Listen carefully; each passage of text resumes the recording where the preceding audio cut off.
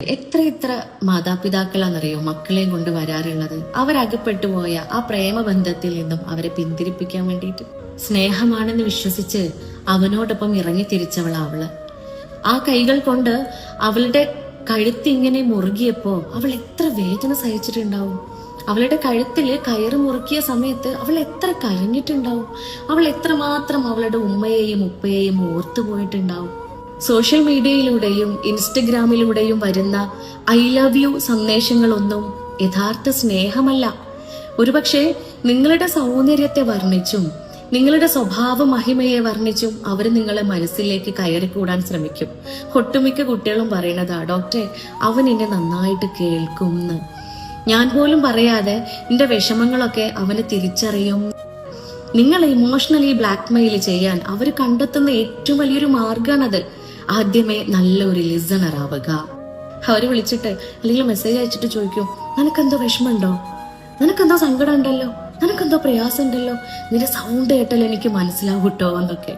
അതിലങ്ങ് വീണുപോകും പൊട്ടത്തികളായ പെൺകുട്ടികൾ. പ്രിയപ്പെട്ടവരെ, ഒരിക്കലും നോ പറയാൻ കഴിയാത്ത വിധം നമ്മുടെ ഹൃദയത്തിലേക്ക്, നിങ്ങളുടെ ഹൃദയത്തിലേക്ക് കയറിക്കൂടുക എന്നതാണ് അവരുടെ കുബുദ്ധി. അതിനുശേഷം അവര് പറയുന്ന ഒന്നിനോടും നോ പറയാതെ എവിടെ വിളിച്ചാലും അവരുടെ കൂടെ ഇറങ്ങിച്ചെല്ലുന്ന വിധത്തിലുള്ള ഒരു മാനസികാവസ്ഥയിലേക്ക് നിങ്ങളെ പതിയെ പതിയെ അവരെത്തിക്കും. നമുക്ക് പുറത്തു പോകാമെന്നും ആരുമില്ലാത്തൊരിടത്തേക്ക് നമുക്ക് ഒളിച്ചോടാം എന്നൊക്കെ പറയുന്ന ഇത്തരം മനുഷ്യന്മാരില്ലേ, ഇത്തരം കാമുകന്മാരില്ലേ പ്രിയപ്പെട്ടവരെ, അവർക്കുള്ളതേ യഥാർത്ഥമായ സ്നേഹമല്ല. ഒരിക്കലും അത് പ്രണയമല്ല. യഥാർത്ഥ പ്രണയം എന്ന് പറയുന്നത് നിങ്ങളെ പഠിക്കാൻ അനുവദിക്കുകയും നിങ്ങളുടെ അഭിമാനത്തെയും ശരീരത്തെയും സംരക്ഷിക്കുകയും ചെയ്യുക എന്ന്. അതിൽ വീണുപോയി ഒടുവിൽ അവന് കിട്ടേണ്ടതെല്ലാം കിട്ടിക്കഴിഞ്ഞാൽ നിങ്ങളെ അങ്ങ് നശിപ്പിക്കും.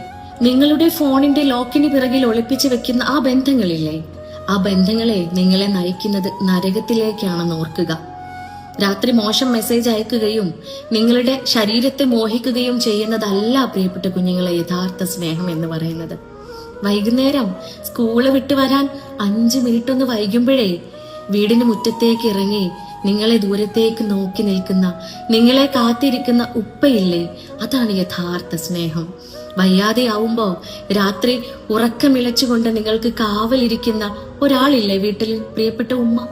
അതാണ് ഭൂമിയിലെ ഏറ്റവും മികച്ച സ്നേഹം എന്ന് പറയും. അപരിചിതന്റെ വാക്ക് കേട്ട് ആ മാതാപിതാക്കളെ പരാജയപ്പെടുത്താൻ ശ്രമിക്കരുത്. അവിടെ തോൽക്കുന്നത് അവരല്ല, നിങ്ങളായിരിക്കും എന്ന് ഓർക്കുക.